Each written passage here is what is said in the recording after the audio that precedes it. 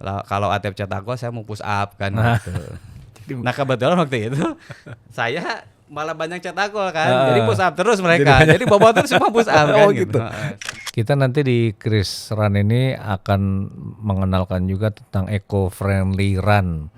Ya untuk para komunitas, para teman-teman yang sedang semangat-semangatnya di dunia lari. Ini ada event yang keren nih, ada Chris Run tanggal 2 Agustus di Kota Baru. Bandung punya banyak cerita, tapi yang inspiratif ada di Braga 108.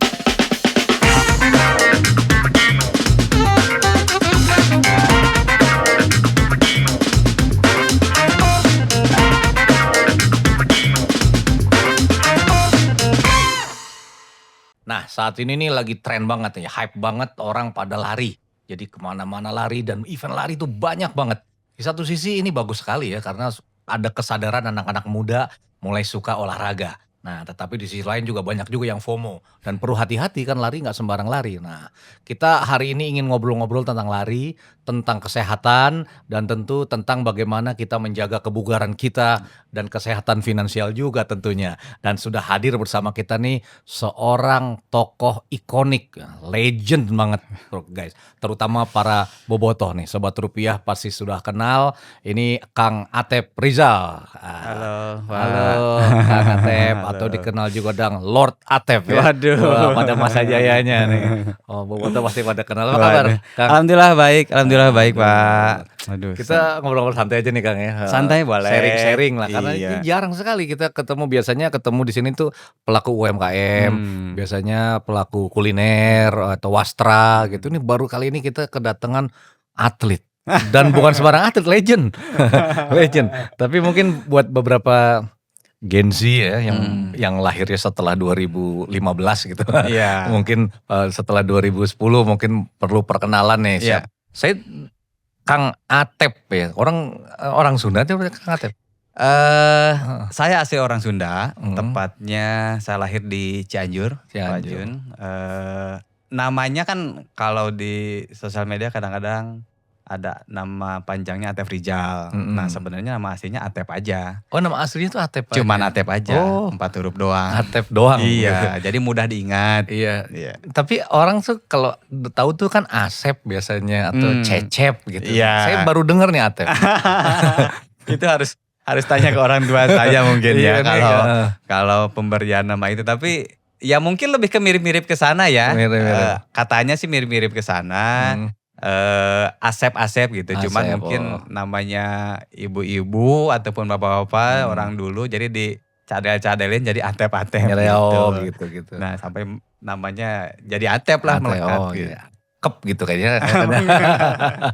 Ini luar biasa. Nah dulu bagaimana tuh saya kan dulu ya salah satu nonton di TV tuh ya kalau lagi sepak bola Indonesia. Dulu sebelum di Persib kan di Persija kalau nggak salah dulu. Iya. Heeh. Justru saya memulai karir profesionalnya di Persija. Pertama kali memulai profesional di Persija itu 2005. Jadi memang dulu kan saya sebagai orang Cianjur, orang Jawa Barat, mimpinya ya mungkin mimpi semua anak Jawa Barat ingin bermain di Persib kan. Nah saya melewati beberapa fase waktu itu. Saya ikut di kompetisi Haornas, ikut juga di kompetisi Piara Suratin di Persib itu. Harapannya setelah itu loncatnya langsung ke Persib Bandung.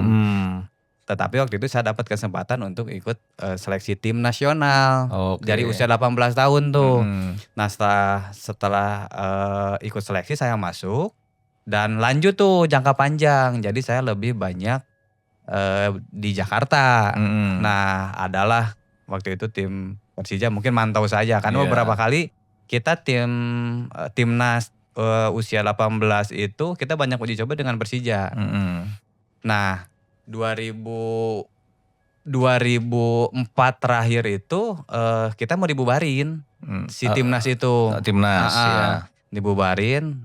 Nah nggak tahu kenapa malah Persija yang rekrut saya gitu. Akhirnya ya udahlah kesempatan ini kan tidak datang dua kali gitu. Akhirnya saya ambil 2015 saya masuk Persija. Nah, itu awalnya dari waktu kecil mulai dari sekolah bola gitu atau? Iya. ikut? Bakat bolanya tuh dari mana? Kalau bakat mungkin ada ya dari orang tua dulu, tapi bakat-bakat kampung gitu Bang. Jadi main bolanya juga hanya main bola ya sama teman-teman di kampung, terus turnamennya juga gak ada gitu. Paling biasanya antar RT kan. Antar RT setiap Agustus, jadi 1 tahun sekali biasanya itu aja kita berkompetisinya. Nah karena kebetulan waktu itu saya punya keinginan kalau saya hanya di Cianjur aja nggak mungkin berkembang nih bakat saya gitu. Akhirnya saya mencoba memberanikan diri, saya pengen masuk SSB deh gitu ke orang tua. Dan kebetulan orang tua juga support. Nah diarahkanlah masuk SSB-nya di Uni waktu itu. Uni yang masih di Karapitan.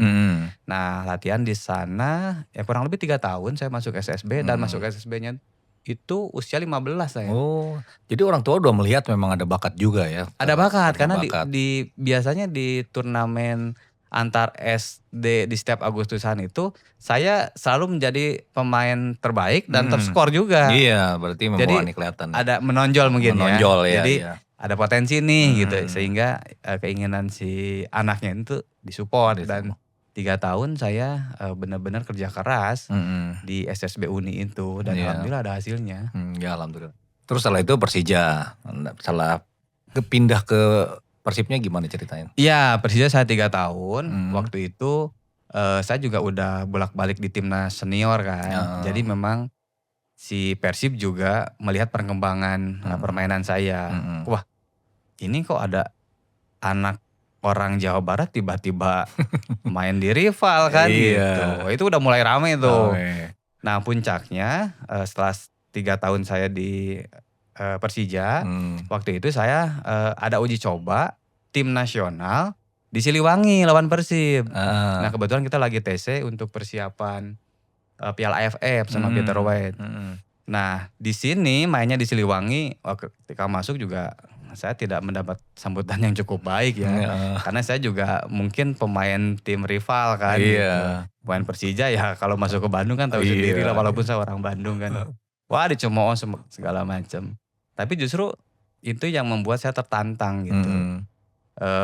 Selama 3 tahun saya di Persija, mental saya juga cukup terbentuk dengan baik. Sehingga pas main di ribuan bobotoh, di hadapan ribuan bobotoh, saya malah mencetak gol. Gitu. Saya mencetak gol 1 assist waktu itu, kita menang. Menang 2-0. Tim nasional, Persib yang kalah. Nah dari situ puncaknya. Kata bobotoh balikin Atep. Ya mungkin tekanan ke manajemen. Ya akhirnya saya coming home. Jadi Atep kembali ke pangkuan bumi Pasundan. Ya 2008 saya kembali. Berapa tahun di? 10 tahun saya di Persib. 10 tahun. Terus apa aja waktu itu prestasi? Waktu itu prestasi tertingginya ISL 2014. Jadi selama 19 tahun Persib itu kan 95 terakhir juara itu. Dan 2014 saya berhasil membawa gelar ISL ke Bandung.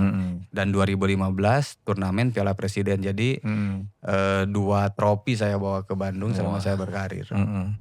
Terus gimana rasanya itu? Pasti jadi idola pada saat itu. Ini kan belum zaman medsos ya 2005 belum apa. Tapi kan pasti jadi idola anak-anak muda. Ya medsos mungkin udah ada. Udah belum terlalu besar mungkin Pak ya. Tapi waktu itu memang ya udah mulai rame lah gitu. Sampai ya julukan ada Lordnya itu kan setelah saya juara gitu. Jadi bobotoh ini kan dulu saya juga inkonsisten dalam satu musim ataupun setiap musimnya. Kadang musim ini saya mencetak banyak gol, musim berikutnya saya minim gol gitu.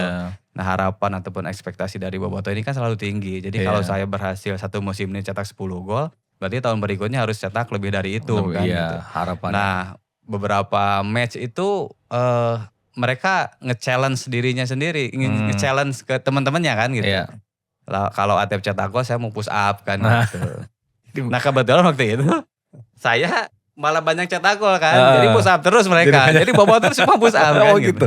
Sampai akhirnya wah ini gak bisa ditantang nih katanya anak nih katanya. Karena mungkin mentalnya udah cukup gitu. Sampai ada julukan itulah Lord 2014 14-an. Dulu ini juga terkenal kan, poninya apa ya poninya. Jadi model rambut sirip hiu. Model rambut sampai sirip. sekarang masih loh Pak. So iya masih. Semakin saya juga pengen nyoba-nyoba gitu, makin tipis rambut makin. Tapi itu tren loh pada waktu itu. Iya, jadi rambut. Dulu zamannya Mohawk ya, modelnya itu David Beckham, terus terakhir juga Hamka Hamzah pada pakai model-model kayak gini. Saya nyoba 2008 saya mulai model rambutnya kayak gini, dan sampai sekarang tukang cukurnya masih sama, masih orang itu. Oh gitu. Jadi ya cukup konsisten lah.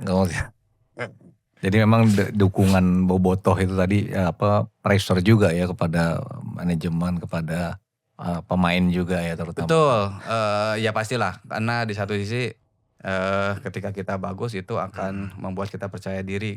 Tapi kalau ketika kita tidak sesuai ekspektasi, justru malah kita bikin down kan. Tinggal bagaimana kita menyikapinya. Kadang-kadang komitmennya kita udah dikasih tahu sama pemain-pemain dulu, kalau kamu mau ke Bandung, kamu jangan main sosial media gitu. Iya, karena itu tadi ya. Iya resikonya gitu ya. Kalau kamu kuat ya silakan gitu, kalau enggak ya. Iya, saya cerita di Netflix itu ada film Beckham itu kan, itu juga bagaimana dia menghadapi fansnya, bagaimana melihat supporternya yang begitu akhirnya begitu dia lagi down kan benar-benar pressure banget. Iya. Ada nggak saat-saat di push di lagi rendah-rendahnya lah berhadapan dengan bobotoh-bobotoh di hujat atau di apa, pernah nggak sih? Pernah Pak, di satu musim setelah juara menghadapi 2017 tuh, padahal secara materi pemain waktu itu bagus, zamannya Asian kan, zamannya Asian pokoknya. Golden era katanya. Pemainnya pemain top semua gitu. Ekspektasinya kan tinggi. Justru malah kita terseok-seok di papan bawah gitu. Wah, semua pemain dihujat termasuk saya karena sebagai kapten kan. Habis-habisan. Tapi kan menurut saya itu menjadi sebuah resiko kan gitu. Ya komitmennya kalau kamu mau ke Bandung ya pasti seperti itu gitu. Dan mereka kan orang yang sama, ketika bagus mereka akan memuji kan. Tapi ketika jelek mereka juga akan menghujat kan, seperti itu resiko. Ya saya sih anggapnya itu mah biasa lah, biasa, sehingga waktu itu saya bisa melewatinya gitu. Karena kalau kita terus memikirkan hujatan-hujatan ya kita nggak bakalan bangkit kan gitu. Dan saya menyampaikan kepada teman-teman, ya kalau kamu mau membuat mereka diam ya tunjukkan prestasinya kan gitu.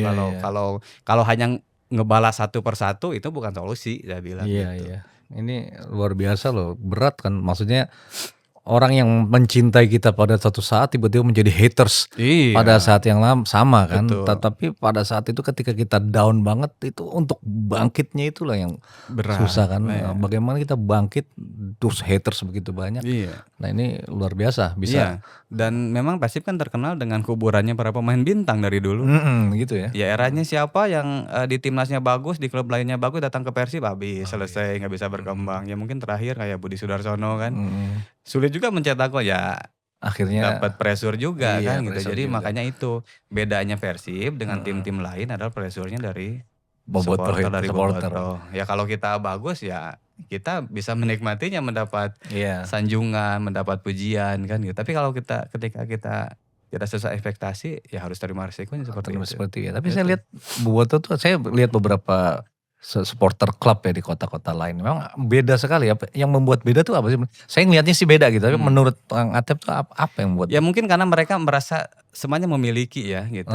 Persib ini kan Persib nu aing kan gitu. Jadi karena semua orang merasa memiliki, punya itu, jadi Persib orang ulah dirusak kan gitu. Siapapun pemainnya, jadi dari rasa memiliki itu gitu, sehingga terlalu kadang-kadang over kan gitu. Cara meluapkan ekspresinya kan gitu.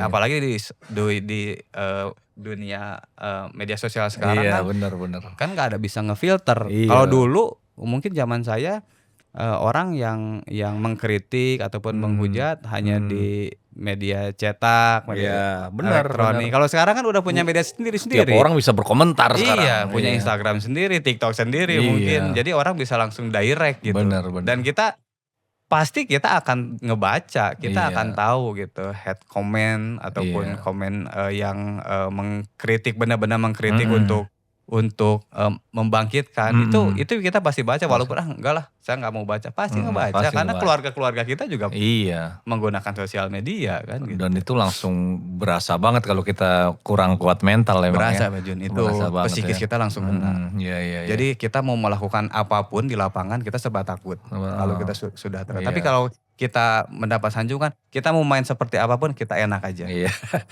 Itu yang Iya membedakan. benar.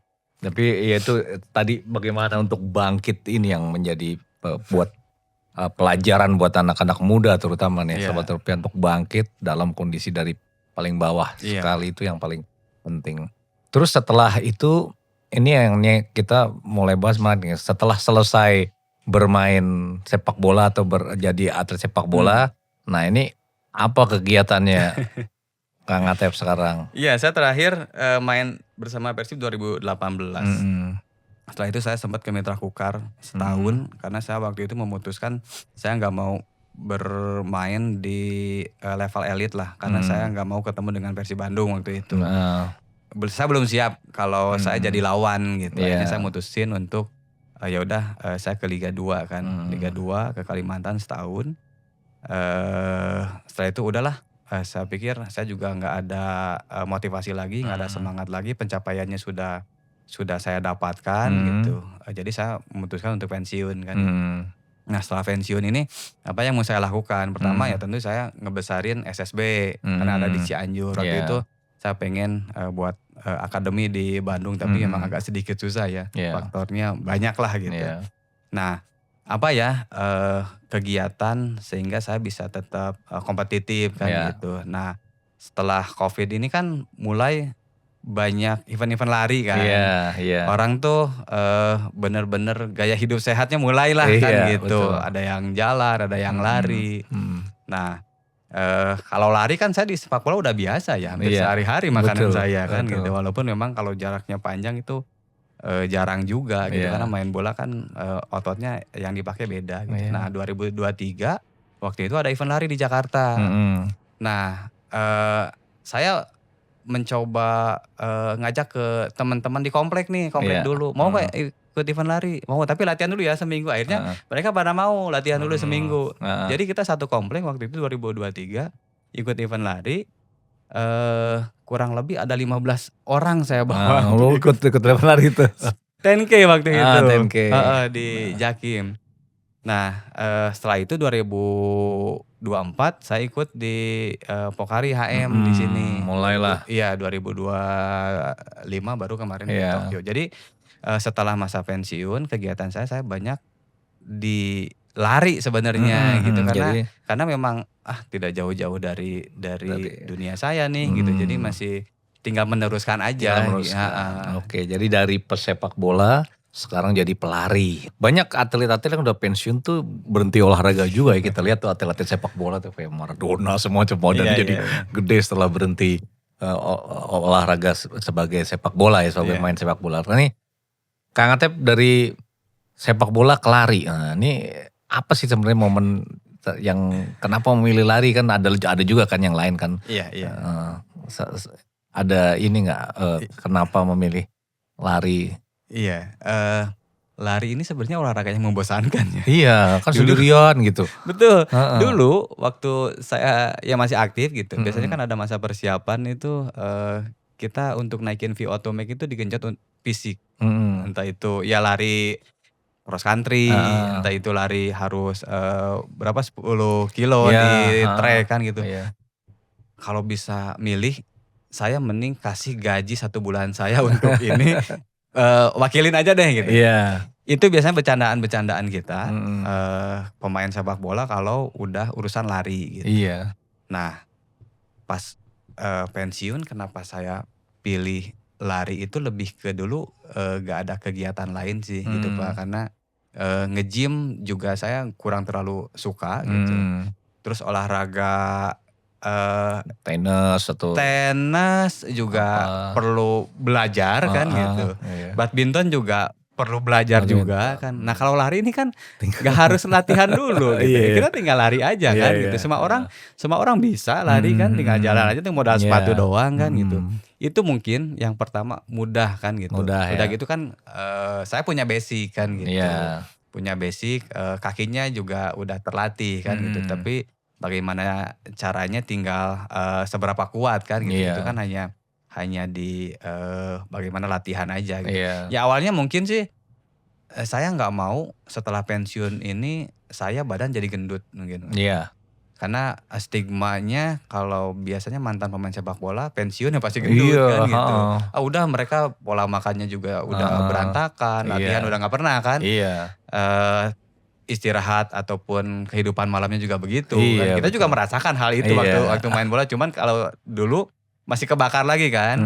Cuma setelah pensiun, ya pasti latihan enggak, makan porsinya sama Iya, kan iya, gitu. iya. Nah, berawal dari saya pengen tetap sehat, saya pengen tetap Mhm. bugar, saya tidak mau badan saya gendut gitu. Jadi tetap harus ada Tetap harus kegiatan kegiatan. dengan latihan. Ya selain saya penguatan strength latihan Iya. di rumah itu kan saya rutin banget gitu. Iya. Dengan kardionya apa nih gitu. Iya. Sepedahan juga kan harus ada temen. Iya. Nah kalau lari kan tinggal pergi aja Tinggal kan. Dan dari pergi. situ kebetulan senang mulai coba dan lagi banyak eventnya. Iya, itu dia ya. Itu dia yang menjadi oh kok menarik ya gitu. Iya, Ketemu iya. dengan orang-orang baru, Bener, ketemu bener. dapat ilmu baru. Iya. Ternyata beda walaupun saya basicnya atlet, tapi dunia lari itu beda juga. Ini yang Bener. menjadi menarik menurut Iya. saya sehingga wah ini harus saya teruskan Betul, nih iya. gitu. Harus diseriusin nih. Kalau lari, memang lari itu membosankan sih. Saya kalau lari sendiri itu bosan.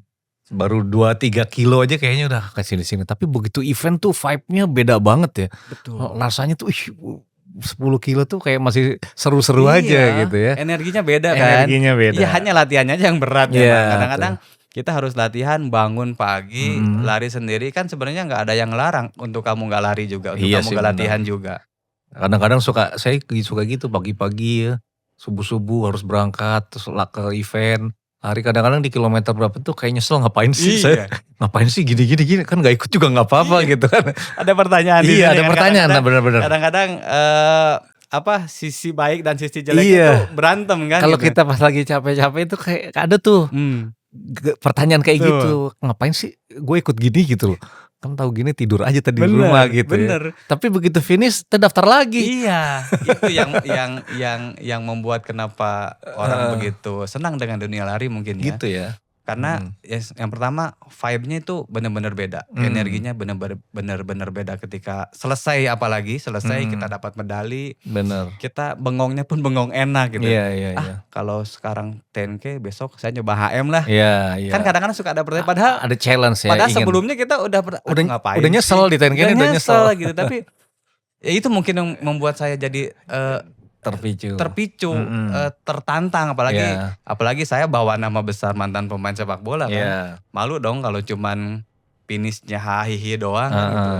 Jadi saya juga harus sedikit agak ngebut karena saya mewakili teman-teman pemain bola. Makanya ketika kemarin di Tokyo itu kalau saya finishnya sama dengan Chef Arno, sama dengan Ariel, ya mungkin saya juga akan dihujat kan gitu. Karena saya kemarin lebih baik finishnya, jadi banyak orang mensederhanakan, oh iyalah mantan pemain bola. Nah kalau mantan pemain bola nggak latihan juga ya sama aja. Juga. Iya betul. Iya kan nggak sesederhana itu gitu. Jadi ini tentunya untuk lari gitu. Paling penting pertama kan juga harus persiapan. Iya. Nah ini gimana nih buat para pelari-pelari pemula atau sobat rupiah, ini baiknya apa nih? Iya. Ini apa masuk advice lah. Iya.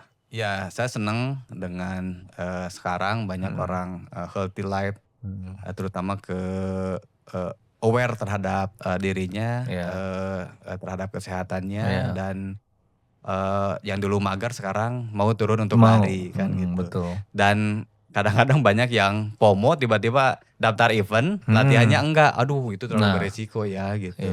Jadi segala sesuatunya memang harus dipersiapkan. Gitu ya. Iya. Ya kalau kita udah memutuskan untuk ikut event, ya minimal kita latihan lah.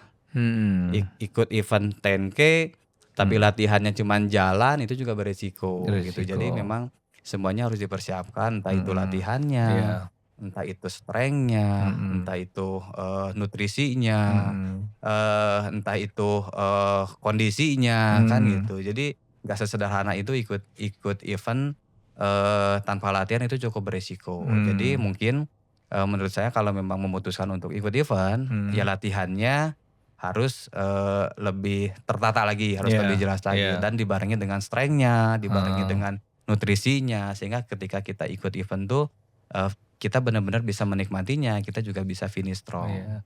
Artinya ya ini tetap aja ini adalah sebuah kegiatan yang membutuhkan kesiapan fisik ya. Betul. Jadi nggak bisa langsung, wah aku besok mau maraton gitu. Oh, Terus itu bahaya banget kan seperti itu. bahaya banget apalagi maraton ya. Iya. Maraton itu jauh banget loh, Pak. Heeh. Jauh banget, Iya, 42 kilo, 42 190. Bosen loh. Iya, Oh, bosen banget. iya. Kurang-kurangnya ya ya atlet-atlet yang sudah terlatih aja kan Hmm. mereka mikir-mikir untuk ikut Iya. event itu, Iya. apalagi orang-orang yang baru mau mencoba gitu. Iya. Sebenarnya sah-sah saja kalau memang mau ikut maraton, Boleh. ikut HM, ikut Mm-mm. 10K, kalau memang kita sudah melakukan persiapan, Iya. latihan lah gitu. Iya, Apalagi iya. sekarang kan udah banyak edukasi, udah bisa Iya. nge-googling kan Iya. bagaimana program latihannya Iya. gitu. Saya yakin kalau memang program latihannya bisa berjalan dengan baik, ya itu bisa diselesaikan. Tapi kalau nggak latihan tiba-tiba ikut event, menurut saya agak cukup beresiko gitu. Iya. Walaupun mungkin finish, tapi ya resikonya Ada cukup resiko, besar. ya. Nah, latihannya tuh gimana sih, latihan-latihan dasar misalkan apa yang biasa yang ya buat pemula-pemula lah. Iya. Apakah harus ke gym ataukah harus apa gitu? Ya, yang biasa nggak latihan sih mungkin biasain dulu untuk pertama 40 menit jalan kaki. Jalan kaki dulu. Ya, jalan kaki dulu selama seminggu ada progres apa enggak, setelah itu baru mulai jogging kan gitu, bertahap seperti Iya. itu. Dan memang bagusnya dibarengi dengan strength. Strength itu Strength kekuatan training. kaki ya. Kekuatan kaki, Otot kaki. kekuatan uppernya Upper gitu. juga Jadi ya. dibarengi dengan gym karena biasanya tentunya kalau kita tidak dibarengi dengan strength, itu resiko cederanya juga cukup tinggi. Iya, bener. Saya Iya. kalau ikut event tuh banyak yang bergelimpangan. Iya. Kaki kram, kaki ini. Iya, bisa lutut juga. Lutut juga, kan, iya. gitu. Ada yang robek. Betul, semua. makanya segala sesuatu emang harus dipersiapkan. Betul. Jadi step by stepnya memang harus Harus diikuti siapkan, ya iya, gitu. iya. Saya pun kemarin programnya mileage per minggunya harus berapa untuk mencapai target segini kan gitu. Jadi memang lebih bagus sih pakai pelatih ya. Pakai pelatih Pakai ya. program iya. dari pelatih ya, Itu sehingga biar lebih mantap iya, ya. kita juga kan ada target kan Iya, gitu. iya, Jadi iya. nggak bingung. Hari ini saya mau latihan apa, besok mau latihan apa, jadi nggak bingung. Tapi kalau Iya, dari program pelatih, semuanya kan terprogram Iya, gitu. benar. Sehingga hari ini latihannya apa, besok strength, Iya. besok lagi interval, besok lagi temporan, besok lagi Iya. long run, kan udah jelas Iya, tuh. betul. Jadi lebih Terjadwal schedule, lebih terschedule, terstruktur. jadi lebih bagus. Lebih Menurut bagus. saya hal-hal itu dulu deh sebelum Iya. memutuskan untuk ikut event, apalagi Ikut kita event. punya target nih. Iya. Lihat orang kan, kalau di event kadang-kadang saya mah nggak mau nge-push, tapi ngelihat orang Ke nge-push bawah. kebawa emosi juga. Wah, Iya. dia kenceng nih. Bener. Iya. Sementara semua pada lari, kita tubuh lari. kita nggak Iya. support kan, nggak beda dengan mereka gitu. Itu makanya ada istilah juga, dengarkan tubuh kita ya. Betul, Artinya betul. jangan terlalu nge-push. Rasakan kalau memang heartnya udah naik ya. Ini gak usah terlalu ini Iya, ya. ya kadang-kadang kita lupa heart rate kita udah tinggi. Nah, tapi kita masih bisa. Masih muda. Akhirnya blackout kan. Iya. Hal-hal itu yang harus dihindari lah. Makanya segala sesuatu memang harus dipersiapkan dengan baik, sehingga bisa ketika eventnya, eventnya bisa diselesaikan dengan baik juga. Jadi event udah kemana aja banyak? Kalau FM kemarin 2025 di Tokyo saya WMM-nya. Nah, kalau FM-nya di Indonesia belum mencoba. Iya. Cuman kalau event-event lokalnya hanya Borobudur Marathon yang belum. Borobudur ya. Iya. Kalau yang lainnya udah dari Jakim, JRF, Maybank, terus Semua juga Lombok kan kemarin. Wah, ini gitu. pelari beneran ini kalau semua event. Jadi sekarang tuh lagi ada fenomena slow jogging tuh kan ya. Oh iya. Yang Korea itu tuh menurut Kang Atep gimana tuh? Kan saya lihat tuh di medsos tuh nenek-nenek berjejer gitu, slow jogging gitu. Itu gimana tuh menurut Kang? Ini iya Bagus nggak sih itu kayak gitu? seru juga ya gitu ya. Sebenarnya ya semua olahraga mungkin bagus ya. Apalagi ide itu kita nggak tahu keluar dari mana, tapi menurut saya itu menjadi sesuatu yang menarik gitu. Saya yakin ini kayaknya akan populer juga gitu. Iya, itu lagi di PS2 gitu katanya. Iya, PS2 itu kan berarti di zona 2. Zona 2 Zona 2 itu kan udah aman banget kan larinya di gitu. zona 2 Iya terus. benar-benar kita memang fun. Ya harusnya memang olahraga itu ya seperti itu. Iya betul. Ya kita tidak bisa membedakan dengan atlet lah. Kalau Betul, atlet kan memang tujuannya ngejar podium, Iya. ngejar catatan waktu. Tapi kalau untuk pemula menurut saya zona 2 di latihan itu cukup Iya aman. betul. Saya rasa Cukup untuk yang ya mungkin orang tua atau yang masih belajar atau yang ada masalah lutut segala Iya. itu lari di zona 2 tuh juga oke sebenarnya ya. aman banget. Aman banget ya. Terhindar aman dari banget. resiko lah Resiko. gitu. Karena udah gitu kan kita larinya rame-rame Nah, terus dengan iya, musik seru. juga itu seru banget Seru. menurut saya. Ini akan menjadi olahraga Iya. kajian populer juga. Jadi memang lari itu at the end sih memang ya itu tadi karena begitu kita selesai itu bener gak sih? Itu terasa happy gitu kan. Ada vibe happy itu kenapa terus daftar lagi gitu kan. Ya itu ada achievement atau kepuasan nggak tahu ya, memang olahraga lari itu sebegitunya gitu. Iya ya. Padahal ya tadi kita bahas kan, ketika memulai bebannya begitu besar, Beban tapi banget. ketika selesai kok ketagihan lagi Iya gitu. betul. Kayaknya memang ada satu zat hormon yang Hormon memicu kebahagiaan. mungkin itu ya kan olahraga kan Iya. zat mengeluarkan zat Endorfin, kan itu ya. yang membuat kita bahagia Iya, kan. Mungkin salah satunya itu. Walaupun ketika kita menjalani proses latihannya berat banget. Iya, Kalau benar. kesahnya banyak banget. Benar, Tapi benar. setelah selesai rest, Iya. kita apalagi mencapai target waktunya tercapai kan, kita dapat medali. Wah, besok masih pengen lagi.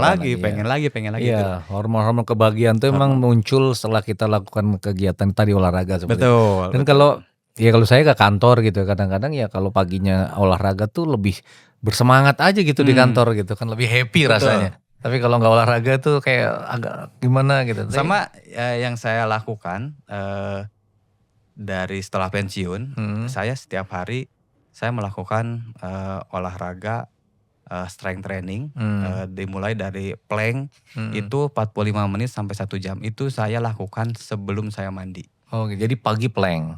Pagi plank dengan strength, penguatan otot paha, uppernya juga saya lakukan setiap hari. Setiap hari ya? Setiap hari. Oh, Itu yang mungkin membuat kenapa saya sekarang masih bisa bertahan dengan, maaf ya, tubuh saya masih langsing kan. Iya, gitu. tetap fit gitu kelihatannya. Itu rahasia saya lakukan setiap hari. Oh, Bahkan tadi iya. sebelum kesini saya masih melakukan itu. Oh, itu makanya rahasia tetap bercahaya, tetap fit.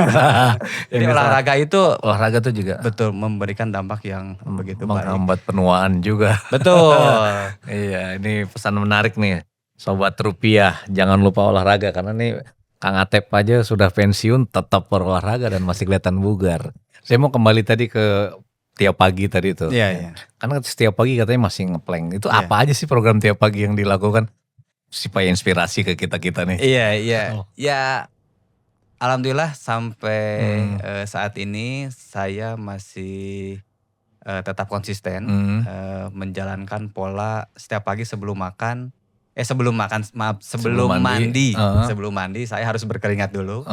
Dan diantaranya latihannya saya ngeplank. Ada ngeplank tuh 10 gerakan. Jadi satu gerakannya 2 menit. 2 menit? 2 menit. Saya itu 30 detik aja udah gemeteran. Ya itulah. Karena memang untuk menguatkan si core kan. Core gitu. ya. Setelah itu saya lanjut ke dynamic,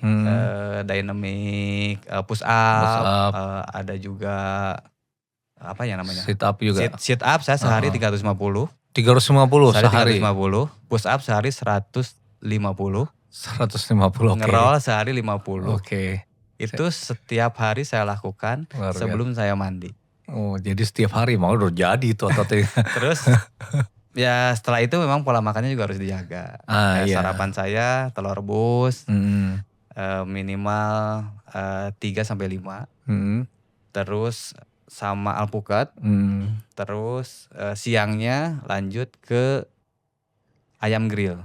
Oke. Malam baru sayuran. Sayuran, oke. Itu yang saya lakukan tiap hari. Tiap hari, oh. Kadang-kadang memang kalau di luar saya nggak bisa nahan, tapi kalau udah di rumah saya benar-benar disiplin. Disiplin untuk makan. Untuk makan. Disiplin untuk latihan. Iya. Nah, di situ yang membuat jadi untuk kebugaran dan Betul, masih betul. bisa seperti fit seperti ini ya. Saya ngelihat terinspirasi juga dari Ronaldo sebenarnya ya. Iya, Ronaldo kan bener. memang Ronaldo tuh pola hidupnya seperti itu gitu. Kadang-kadang kita mau makan enak kan hanya di mulut aja, ketika kesini ya sama aja kan. Betul, Ternyata betul. seperti itu. Saya hanya mencoba menjaga tubuh saya, memberikan asupan makanan yang benar-benar proteinnya cukup buat sehingga si badan saya bisa tetap terjaga gitu. Tapi yang paling penting memang membangun habitnya sih. Iya, karena ketika sudah menjadi habit ya kayak sekarang Kang Atep itu tiap pagi harus gitu ya dilakukannya biasa aja kan. Biasa aja. Malah kalau enggak tuh kurang gitu kan. Kurang betul. Dan memang itu kan sebenarnya tidak enak, makanan-makanan tidak enak sebenarnya kalau dikatakan.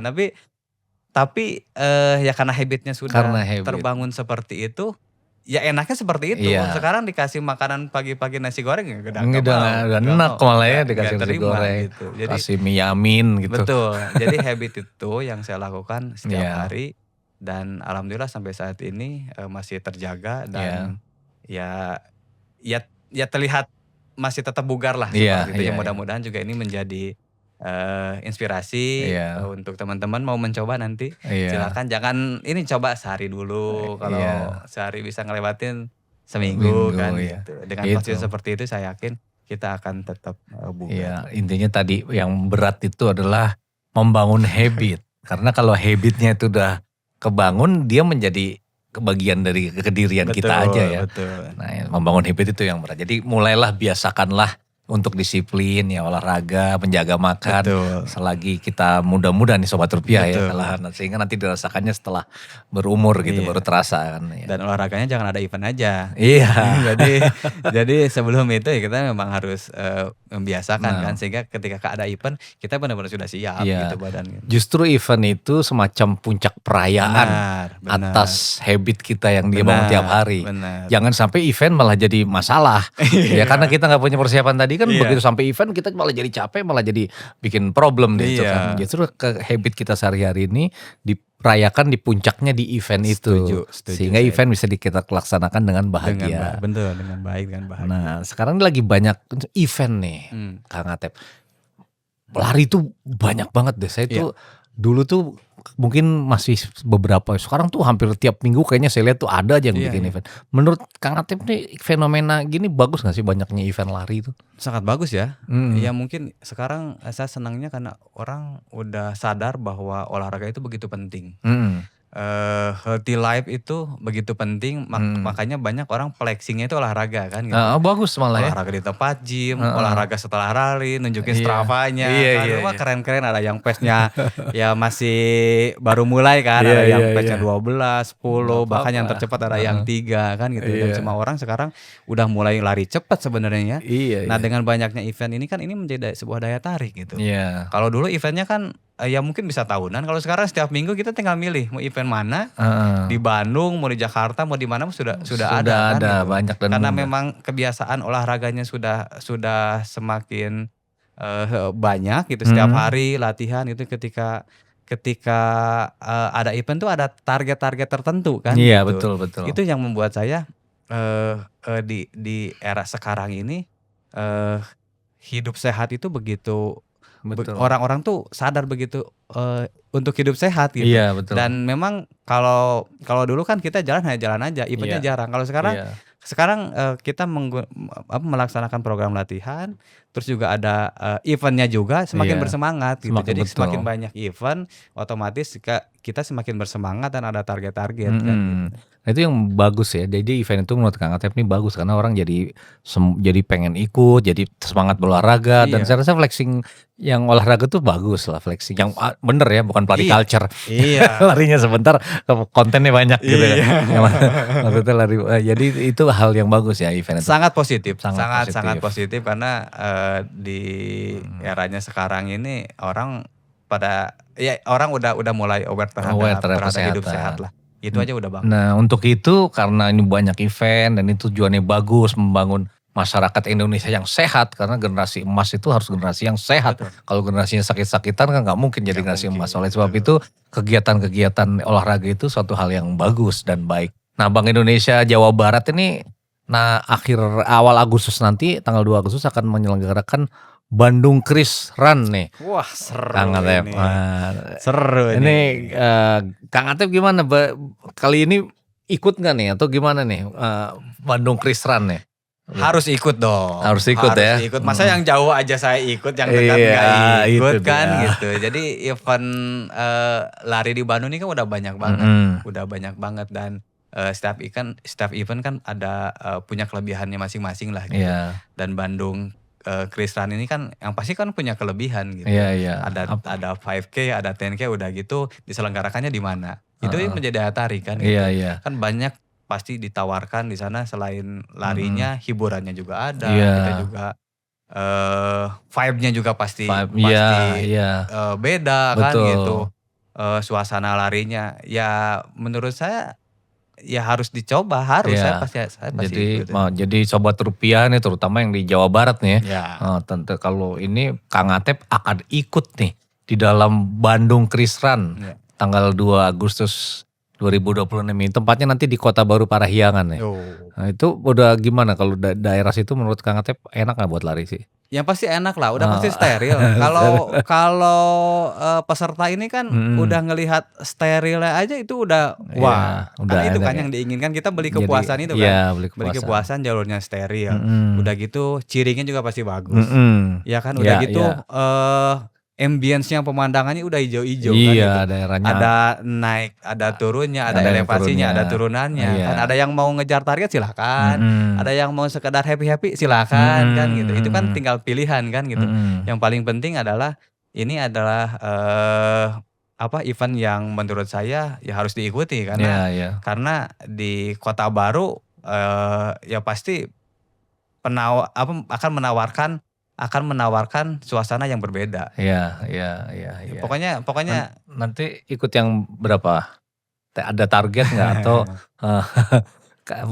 nyari PB gitu kan? Nyari PB gitu juga nggak sih kalau ini Kang Atep atau fun aja? Masih biasanya juga. nyari PB. Oh, nyari PB juga. Karena mantan atlet dunia kompetisi jiwa kompetitifnya masih ada. Masih ada, Masih ya. ada. Kadang-kadang mau fun ngelihat orang kencang, wah kurang aja nih saya kejar juga. Jadi jiwa-jiwa itu masih ada gitu, Pak. Iya.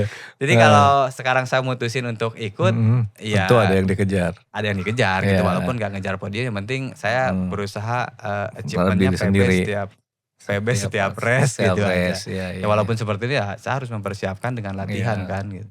Kita nanti di Kris Run ini akan mengenalkan juga tentang eco-friendly run. Kang Atep, artinya olahraga lari tetapi juga ramah lingkungan. Jadi kita coba kurangi sampah plastik nanti. Iya. Nanti di masing-masing kalau ini mendapatkan soft flash, bisa isi ulang air, terus nggak ada botol-botol plastik Iya. gitu. Karena biasanya dalam event itu banyak sampah plastik. Nah, ini di Kris Run Bandung Kris Run kali ini kita coba mengajak pelari untuk mengurangi sampah plastik gitu. Itu gimana menurut Kang Atep pada? Iya, ya sangat bagus ya, kita juga harus sadar bahwa ketika kita pasti kan itu akan menghadirkan banyak orang kan. Artinya kita juga tidak bisa mengkontrol bahwa orang harus membuang sampah kepada tempatnya. Namanya juga lari, capek kan orang akan buang sembarangan gitu. Dengan adanya program ini menurut saya sangat baik ya. Karena biasanya setiap event itu menyisakan sampah. Tapi ini selesai event sampah nggak ada. Bersih. Itu menurut saya luar biasa. Dan Jadi, selain itu ya kesadaran dari para pelarinya untuk membuang sampah. Kesadaran pelari, jadi sehat fisik juga menjaga kesehatan bumi juga harus kita jaga. Itu yang paling penting. Dan tentunya dalam setiap event lari, setelah lari itu kan banyak event kegiatan-kegiatan. Gitu. Tadi kan Kang Atep bilang ada UMKM, ada hiburan juga. Ini ada penyanyinya loh, nanti ada Salma Salsabila apa. Wah. Itu salah satu penyanyi yang akan tampil itu. Iya. Jadi selain ada Kang Atep, wah, yang Kalau sama saya lari bareng. Tentunya para sobat rupiah nih harus hadir nih nanti supaya bisa ketemu Kang Atep, bisa foto bareng, bisa lari bareng ya. Iya. Lari bareng ngejarnya. Ya kalau ketemunya di tempat lari kan vibe-nya beda tuh. Iya. Apalagi kalau wah saya lari bareng kan. Oh iya. Itu memberikan efek yang positif kan. Benar. Nah, Bandung Kris Run. Nah, ini salah satu tema yang kita dorong. Ini kan Kris Run. Kris ini adalah pembayaran dengan menggunakan kris. Nah, kita ingin juga mengajak masyarakat ini semakin menggunakan pembayaran non tunai. Salah satunya dengan kris. Karena era digital ini kan kita kurangi juga penggunaan kertas, penggunaan apa. Salah satunya juga memperbanyak kris. Kalau pengalamannya Kang Atep sendiri dengan kris gimana? Pernah apa sering atau udah jarang lebih banyak pakai uang tunai atau? Saya udah jarang pakai uang tunai Pak. Bisa? Ya? Saya salah satu pengguna kris Run. Jadi kemana-mana bayar pakai kris? Kris. Saya pengguna kris, kemana-mana saya menggunakan kris. Kenapa? Lebih mudah. Mudah, kita kemana-mana kan sekarang udah ada barcode kan. Kalau beli apapun, beli minum di pinggir jalan udah ada barcode, tinggal bawa handphone aja pakai kris. Jadi udah salah satu pengguna kris. Saya pengguna setia kris. Jadi kemana-mana, saya justru malah jarang kali bawa uang tunai. Kayaknya udah gak berlaku. Jadi sesimpel itu, semudah itu dan sekarang semuanya sudah menggunakan kris menurut saya. Iya benar. Saya lihat anak-anak muda sekarang juga kalau saya lihat dompetnya juga gak terlalu banyak bawa uang tunai. Rata-rata uangnya sudah di handphone ya. Iya betul. Ini kan cuma di handphone doang, tinggal di barcode, tinggal di tap ya. Di tap udah pembayaran selesai gitu. Jadi memang dengan adanya kris ini sangat memudahkan gitu. Karena kita untuk belanja apapun gak harus tebal-tebal dompet. Yang penting jangan lupa bawa handphone aja. Iya itu. Jadi bagaimana Bandung Kris Run ini selain lari itu juga lari cepat bisa ya. Lari untuk kesehatan. Nah, kris ini juga mendorong pembayaran menjadi lebih cepat, lebih mudah, lebih murah, lebih aman, lebih handal. Itu salah satu cara dari Bank Indonesia untuk mendorong kelancaran sistem pembayaran. Ya, mudah-mudahan itu nanti teman-teman bisa ikut Sobat Rupiah ya. Nah, ini sebelum menutup, Kang Atep ada pesan-pesan buat anak muda, pertama untuk olahraga dan kedua ada pesan buat untuk Bandung Kris Run nih supaya ikut apa nih? Ya, buat anak-anak muda yang tua semua. Ya, ayolah berolahraga. Kita harus sadar bahwa hidup sehat itu menyenangkan. Tentunya bisa kalian lakukan di rumah, bisa lakukan dengan hal-hal kecil, dengan berjalan itu juga sudah membuat kalian bisa hidup sehat.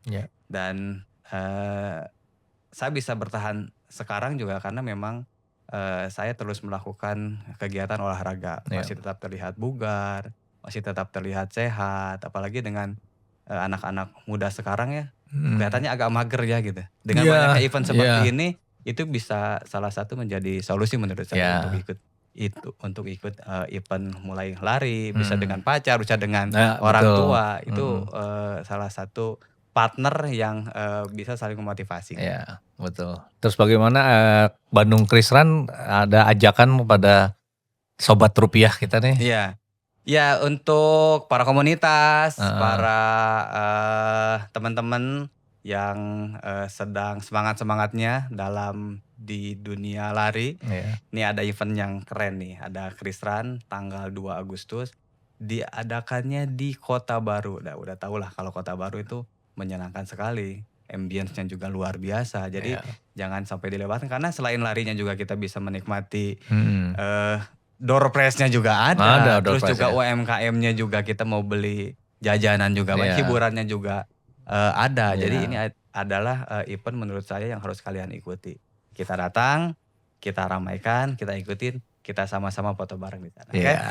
Luar biasa. Terima kasih Kang Atep. Sama-sama. Ditunggu para Sobat Rupiah, teman-teman komunitas pelari di Bandung Kris Run 2 Agustus 2026 di Kota Baru Pariangan bersama Kang Atep. Bandung punya banyak cerita, tapi yang inspiratif ada di Braga 108.